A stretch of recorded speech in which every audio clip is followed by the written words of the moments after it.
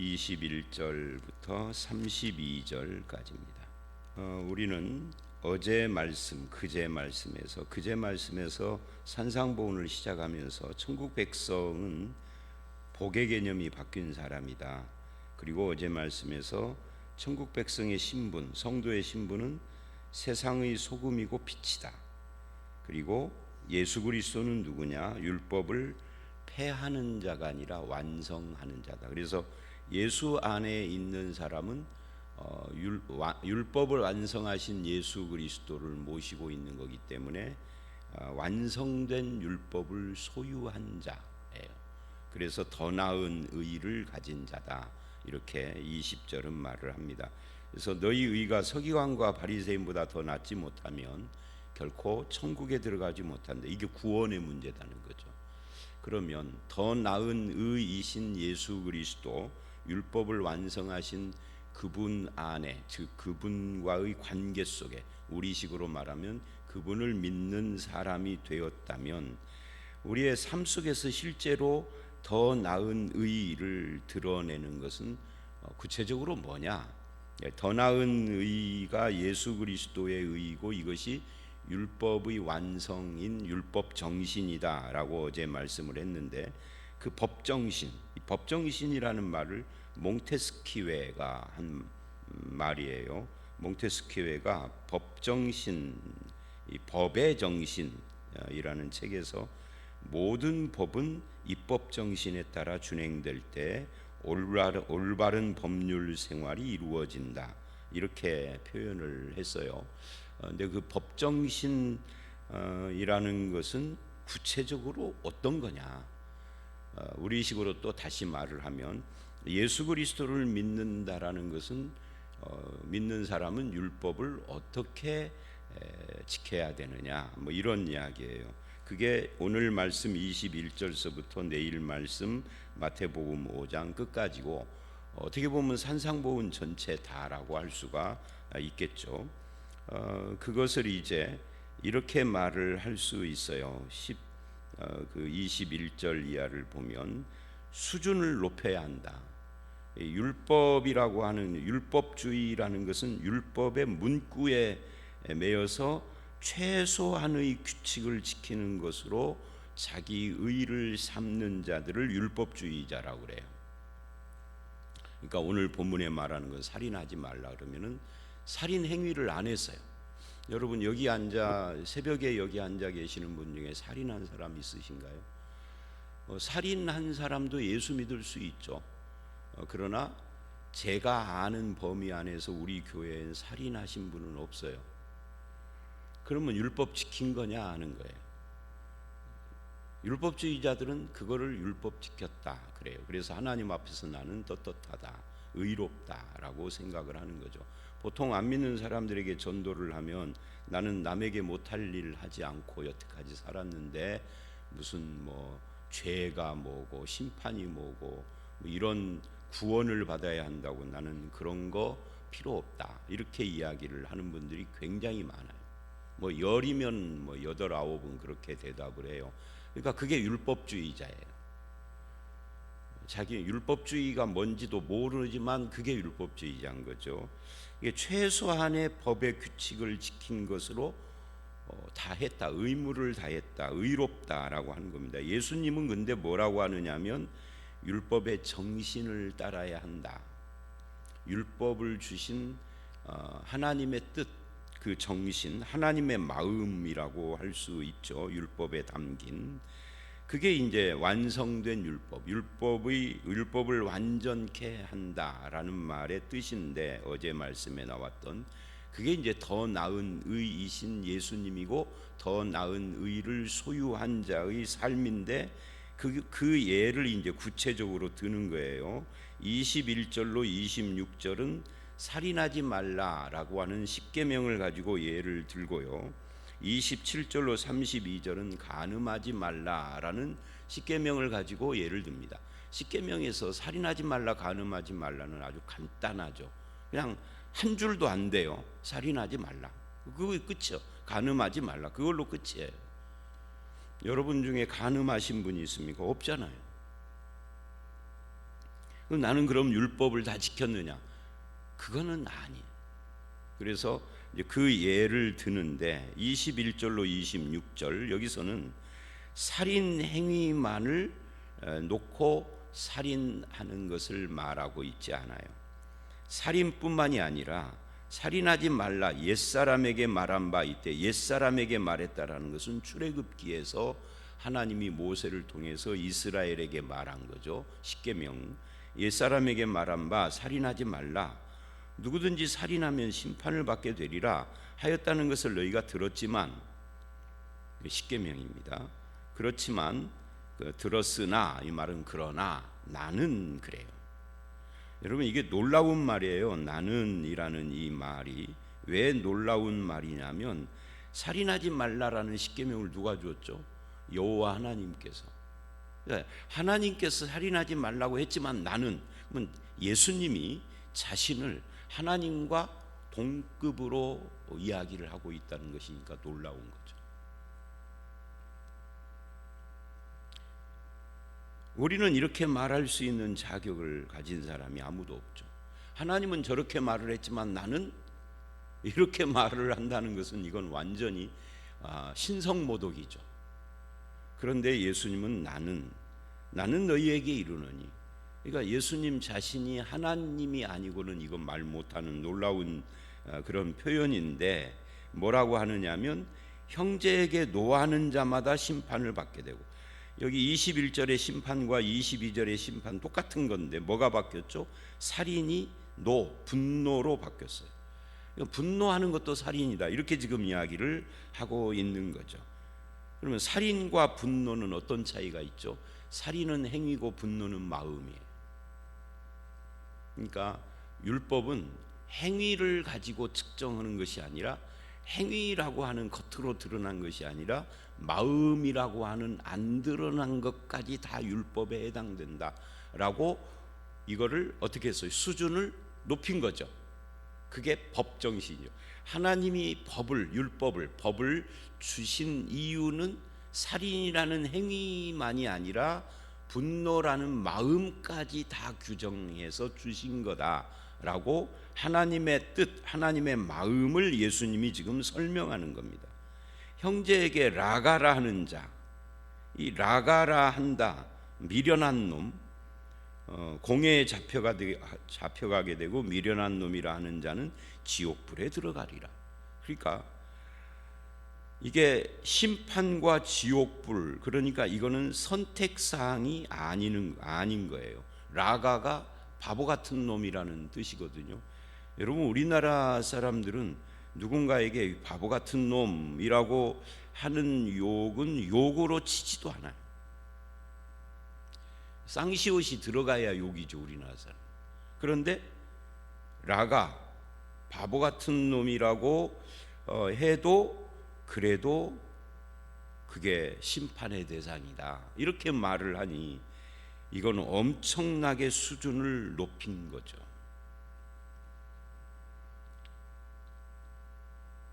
이런 이 수준에서 나는 십계명을 지켰습니다 라고 말할 수 있는 사람이 과연 얼마나 될까? 제가 보기에는 아무도 없을 것 같은데 여러분 어떠세요? 바보 같은 놈, 미련한 놈, 아니면은 분노 이런 거 한 번도 안 해보셨나요? 아마 정신지체 장애아로 태어난 사람 말고는 없을 거요. 그렇죠? 그러면 우리는 다 지옥불에 들어가는 심판을 받을 수밖에 없는 대상인 거죠. 그래서 뭐가 필요해? 그래서 구원이 필요하죠. 그리고 구원받은 사람은 목표가 살인이라는 행위가 아니라 분노, 라가, 미련한 놈이라고 하는 수준으로 자기 삶의 수준을 끌어올려서 못 지키더라도 수준이 그래야 되는 거예요. 그러니까 못 지키니까 늘 겸손해야 되죠. 나는 다 했습니다. 바리새인들이 그 누가복음에 보면 누가복음 12장에 바리새인이 세리를 바라보면서 하나님께 기도하죠. 나는 저 사람과 같지 않음을 감사합니다. 우리는 그렇게 기도할 수 없죠. 이 22절 한 구절만 가지고도 우리는 그렇게 기도할 수 없는 사람이잖아요.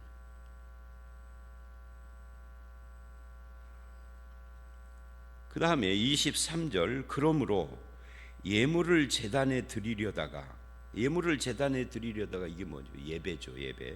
예배하려고 하다가 거기서 내 형제에게 원망 들을 만한 일이 있는 것이 생각나거든. 예물을 제단 앞에 두고 먼저 가서 형제와 화목하고 와서 예물을 드려라. 그러니까 하나님께 예배하는 것보다 더 먼저 해야 할 것이 형제와 화목해야 한다. 자신의 잘못을 인정해야 한다라는 이야기잖아요. 그래야 그 예배가 진짜다라고 지금 말하고 있는데, 이 부분도 우리가 자기 자신을 이 말씀 23, 4절을 가지고 자기를 바라볼 때 우리는 한참 이런 부분에서 모자란 부분이 있죠. 그러니까 이 21절서부터 26절을 쭉 읽어보면 27절 이하도 마찬가지지만 결국은 계명의 정신이 뭐냐 할 때 그게 사랑이에요. 하나님 사랑, 이웃 사랑이라고 하는 법의 정신이라는 틀 속에서 바라볼 때 형제에 대해서 어떻게 해야 할 것인가 하는 문제들이 여기에 이제 구체적으로 녹아 있는 거죠. 또 25절, 너를 고발하는 자와 함께 길에 있을 때 급히 사화를 하라. 화해하라는 거죠. 고발하는 자가 너를 재판관에게 내어주고 재판관이 옥리에게 내어줘 옥에 가둘까 염려하라. 이것도 형제 사랑, 이웃 사랑을 말하고 있는 거예요. 진실로 내게 이르니 네가 한 푼이라도 남김없이 다 갚기 전에는, 빚진 거 이야기하는 거죠. 거기서 나오지 못하리라. 그러니까 이제 25절에 길에서 만나서 급히 사화하는 그 사람과 지금 금전 관계에 얽혀 있는 모양이에요. 이 26절을 보면 뭐 금전 관계가 꼭 아니더라도 결국 자기의 잘못을 인정하고 인정한다는 것은 책임을 진다는 건데, 이 책임을 질 때 해결책이 있어야만 잘못을 인정하는 거잖아요. 우리가 자기 잘못을 인정 안 하는 이유가 뭡니까? 옛날에 몇 년 전에, 꽤 오래됐어요. 우리 교회 교인이 이제 차를 타고 가다가 어떤 사람이 와서 이 차를 이렇게 받은 거예요. 그 사람이 잘못했는데 차를 세우고 내리더니 막 큰 소리를 치면서 막 그러더래요. 그 여자인데 운전자가 기가 막힌 거죠. 자기가 잘못해놓고 그래서 그랬대요. 이보쇼, 당신이 잘못했는데 왜 이렇게 큰 소리를 치고 막 난리를 치느냐. 내가 용서해 줄 마음이 있는데 빨리 잘못했다고 해라. 그럼 내가 용서해 줄게. 용서해 줄게. 그랬더니 얼른 아유 잘못했습니다. 그럼 가시라. 보내줬다고 그래요. 왜 그 여자는 막 화를 냈을까요? 이유는 딱 하나예요. 잘못했다고 인정하면 책임져야 되는데 책임지려니 돈이. 그러니까 우리 교인 집사님이 보니까 차에서 내렸는데, 차도 경차고 차에서 내렸는데 그렇게 꾀죄죄하고 그저 뭐 차 타고 다니면서 매일 하루하루 일해서 먹고 사는 처지처럼 보이더래. 딱 행색이. 그래서 아이고 이 사람한테 뭐 살짝 긁힌 거 가지고 돈 뜯어낼 일도 없고, 그래서 빨리 사과를 해라. 그럼 보내줄게. 그러니까 얼른 잘못했다고. 그럼 가시라고. 그러니까 화를 내는 이유는 책임질 수 있는 능력이 안 되니까 화내는 거예요. 잘못을 인정한다는 것은 자기가 책임져야 할 일에 해결책이 있는 사람만 인정을 할 수 있는 거예요. 그래서 예수님이 여기서 사화하라, 화해하라는 것은 예수님이 오셨다 하는 거죠. 더 나은 의이신 예수님이 오셨다. 그분이 우리 죄를 정결하게 하는 일을 하고 하나님 우편에 앉으신 분이시고, 우리는 자기의 죄와 실수와 계명을 어기고 살아왔던 우리의 모든 그런 잘못된 것을 인정하고 고백을 해도 망하지 않는 거죠. 왜? 예수 그리스도가 우리의 더 나은 의가 돼서 용서하고 사랑해 주시니까. 근데 세상은 자기 잘못과 실수를 인정 안 해요. 왜? 대책이 없잖아요. 심판받아야 되는 거니까. 박박 우기는 거죠. 고집을 부리고 상대방을 공격하고 인정하면 해결책이 없잖아요. 그래서 예수님이 지금 이 말씀을 하는 의도는 이런 거예요. 두 가지인데, 하나는, 첫 번째는 아까도 나온 이야기입니다. 우리는 다 죄인이다. 그래서 하나님의 용서가 필요한 자들이다. 은혜가 필요한 자들이다. 즉 다른 말로 하면 예수가 필요한 자들이다. 겸손해야 하고 은혜로 사는 자다는 거죠. 두 번째는, 그렇게 해서 예수를 믿은 사람은, 즉 하나님의 백성은 그 삶의 기준이 외적인 규칙의 준수가 아니라 내적인 기준, 마음에 있다. 그래서 기독교인들은 다 자기의 마음의 기준이 높아져야 해요. 살인을 안 하는 행위가 아니라 사랑하는 삶을 살아야 한다. 이렇게 기준을 높여라 그 말이에요. 화목한 삶을 살아야 된다. 기독교인의 윤리 기준은 안 믿는 사람이나 타종교를 믿는 사람보다 높여야 합니다. 그래서 48절에 내일 말씀에 가보면 하나님의 온전하심 같이 너희도 온전하라라고 최종적인 목표를 제시를 해요. 그리고 다른 성경에서는 뭐라고 그러죠? 선줄로 생각한 자는 조심하라. 자기를 쳐서 복종시켜야 한다라고 말을 하는 것도 다 수준을 높였기 때문에 하는 말입니다. 그래서 예수 믿는 사람은 안 믿는 사람과 삶의 표준이 높기 때문에 달라야 하는 거죠. 그게 세상의 빛이고 세상의 소금인 겁니다. 어제 말씀에 나온. 그 다음에 27절로 32절은 간음에 대한 이야기예요. 또 간음하지 말라 하였다는 것을 너희가 들었지만 나는, 그러니까 예수님이 여호와 하나님과 같은 그런 레벨에서 말씀을 하신다는 거. 그러니까 세상 법정은, 이게 세상의 법정은 어떤 행위를 실행한 것을 기준으로 해서 유죄냐 무죄냐라는 것을 판단해요. 마음속에서 아무리 마음속에서는 나라를 팔아먹었어도 그것이 실행이 안 되면 유죄가 아닌 거죠. 판사가 너 마음속으로 나 미워했지 감옥에 가 이렇게는 않는다고요. 그런데 하나님 나라 법에서는 마음의 동기와 태도까지도 죄를 물어요. 그래서 간음의 행위를 안 했어도 28절, 음욕을 품고 여자를 보는 자마다 마음에 이미 간음하였느니라. 그러니까 기준이 마음이다. 이런 수준으로 본다면 죄인 아닌 사람이 누가 있어요? 살인과 간음이라는 두 계명만 놓고 보면. 근데 계명은 두 가지만 있는 건 아니잖아요. 더 있어요. 도둑질도 있고 탐심도 있고 10계명에만 있는 게 아니라 613가지 계명이 있는데 그 모든 율법들을 다 마음으로 평가를 한다면은 죄인 아닌 사람 아무도 없는 거죠. 그래서 우리는 겸손해야 된다. 그러니까 누구나 어떤 유혹을 마음으로 받을 수는 있는 거죠. 근데 그것을 마음으로 유혹을 받아도 그거를 떨쳐내야 하는 것이 이게 그리스도인들이다 하는 것을 보여주는 겁니다. 29절 30절, 그래서 만일 내 오른 눈이 너로 실족하게 하거든 빼어내버리라. 내 백체 중 하나가 없고 온몸이 지옥에 던져지지 않는 것이 유익하다. 내 오른손이 실족하거든 찍어내버리라. 온몸이 지옥에 던져지지 않는 것이 유익하다. 그래서 이 말씀을 문자 그대로 실천하려고 하는 사람들이 있어요. 그런데 여기서 말하는 것은 실제로 내 눈이 실족을 하면은 빼버리고 손이 그러면은 찍어내버려야 하느냐? 그건 아니에요. 이 29절 30절은 과장법인 거죠. 이 성경에는요, 과장법이 굉장히 많습니다. 그럼 과장법의 목표는 뭐죠? 제가 전에 그런 말 한 적이 있죠. 일부 예배 때 설교하고 목양실에 올라가면 우리 집사람이 올라와서 저한테 설교 시간에 좀 그거는 어쩌고 이럴 때가 있다고.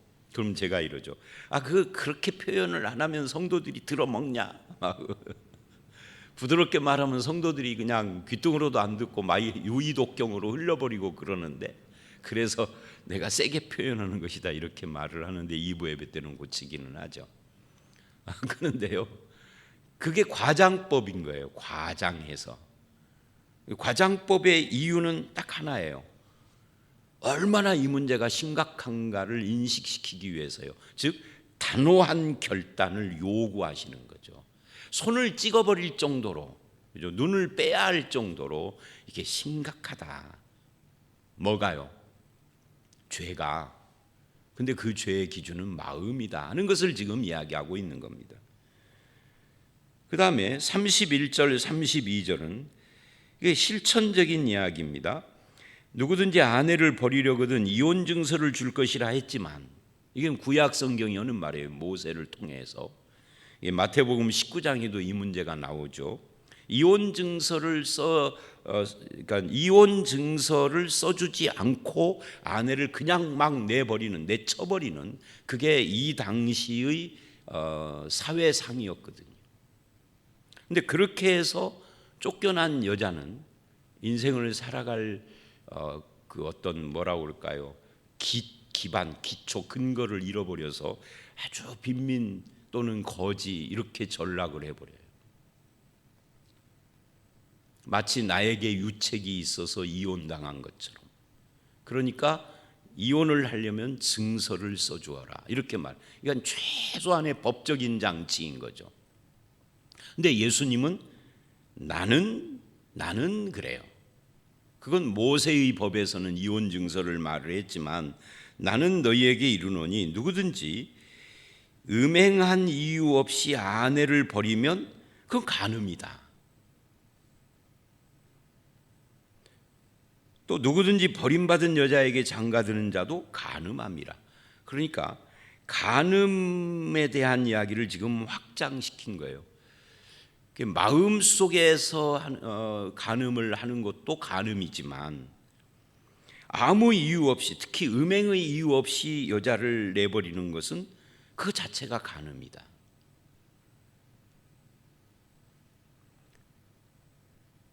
문제는 이 결혼의 신성함을 유지해야 한다라는 차원에서 간음이라는 계명을 지금 설명하고 계신다는 거죠.